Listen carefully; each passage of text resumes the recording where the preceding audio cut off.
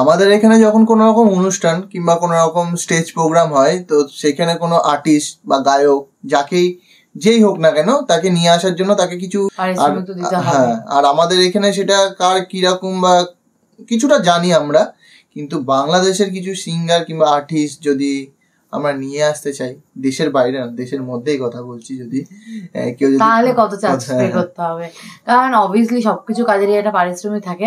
তো আর যারা অনেক লেজেন্ডারি সিঙ্গার তারা কত টাকা চার্জ করে বা তাদেরকে কতটা পারিশ্রমিক দিতে হয় একটা স্টেজ পারফরমেন্সের জন্য, তো সেটাই আজকের ভিডিওতে আমরা দেখব। তো এখানে কোন কোন গায়ক কিংবা আর্টিস্ট আছে সেটা ভিডিওর মধ্যেই দেখবো, আর কত কি পারিশ্রমিক তাদের সেটাও দেখে নেবো। তো চলো বেশি দেরি না করে ভিডিওটা আগে দেখে নিই।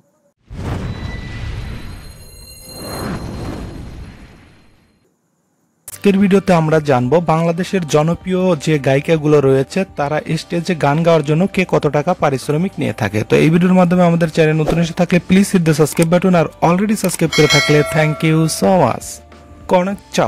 কনক চাপা বাংলাদেশের একজন জনপ্রিয় কণ্ঠশিল্পী যার গান এখনো কোটি শ্রোতার মুখে মুখে। তিনি রাজনীতির সাথে যুক্ত রয়েছেন। একাদশ সংসদ নির্বাচনে তিনি সিরাজগঞ্জ 1 আসন অর্থাৎ কাজীপুরে বিএনপির মনোনীত প্রার্থী ছিলেন। কনক চাপার পুরো নাম রুমানা মোর্শেদ কনক চাপা। পরিচিতি তিনি একজন গায়িকা। জন্ম 11 সেপ্টেম্বর 1969 সনে।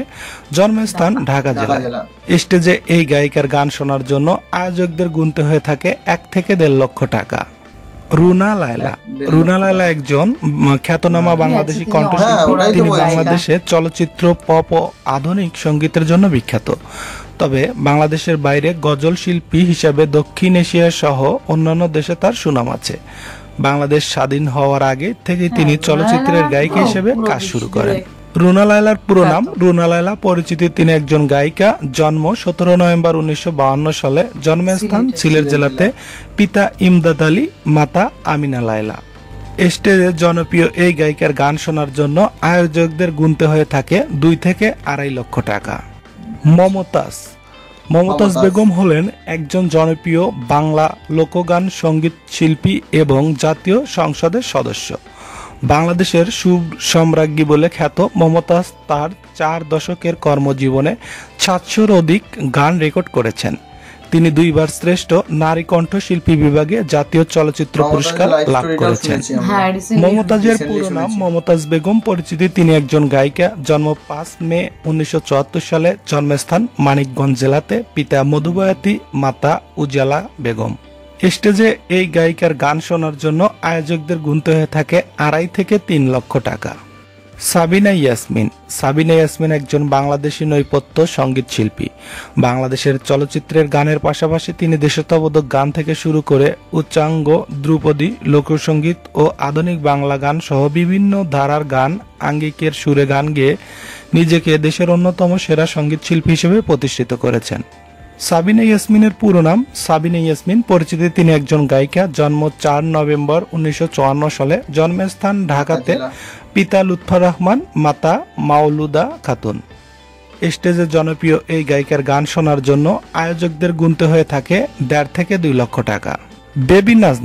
বেবি নাজনীন বাংলাদেশের একজন নৈপথ্য কণ্ঠশিল্পী এবং রাজনীতিবিদ। 1976 সাল থেকে তিনি অনেক গান গেয়েছেন। তিনি 2003 সালে শ্রেষ্ঠ মহিলা গায়ক হিসেবে জাতীয় চলচ্চিত্র পুরস্কার লাভ করেন। তিনি একাদশ জাতীয় সংসদ নির্বাচনে বিএনপির মনোনীত প্রার্থী ছিলেন। বেবি নাজনীনের পুরো নাম বেবি নাজনীন। পরিচিতি তিনি একজন গায়িকা। জন্ম 23 আগস্ট 1965 সালে। জন্মস্থান নীলফামারী জেলাতে। পিতা মনসুর সরকার, মাতা আবিদা মনসুর। স্টেজে এই গায়িকার গান শোনার জন্য আয়োজকদের গুনতে হয়ে থাকে 1 থেকে 1.5 লক্ষ টাকা। ভালো লাগলো একটুখানি ইনফরমেশন জানতে পেরেছি। শুধু গায়িকারা ছিল এখানে, গায়ক বা আর্টিস্ট অন্য কিছু ছিল না। আর মানে আমাদের এখানে তো অনেক বেশি চার্জ নেওয়া হয়, মানে কারণ আমাদের এখানে গায়করা মানে এই লেভেলে যারা একটু বেশি ফেমাস বা অনেক দিন ধরে গান করে তাদের তো এর থেকে অনেক বেশি চার্জ নেয়। মোটামুটি আমাদের এখানে একটা সিরিয়াল করে সেই আর্টিস্টকে আনতে গেল 60-70 হাজার টাকা নেয়। হ্যাঁ, মিনিমাম। ঠিক আছে, তারপরে গায়ক যারা ভালো লেভেলের গায়ক আসে তাদের তো ভালো পারিশ্রমিক দিতে হয়। 1.5-2 লাখ টাকার উপরে তো সবসময় থাকে।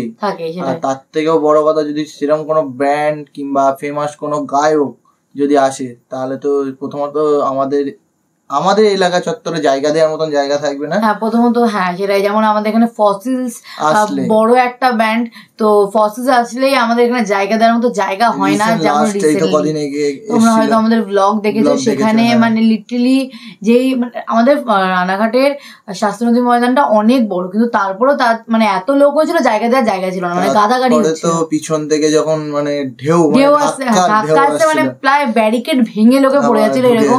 আমরা ছিলাম সামনের দিকে, মানে ফার্স্ট রোতে ছিলাম, অনেক কষ্ট করে আমরা ফার্স্টে গেছিলাম, মানে একটুখানি পিছনে থাকতে থাকতে ধাক্কা ধাক্কির মধ্যে সামনে চলে যায়। সেটা তোমরা ব্লগ দেখলে বুঝতে পারবে। ওটা পরে কথা, তাই বলছি যে তখন যা লোক হয় তা তো উনিও অনেক পারিশ্রমিক নেন।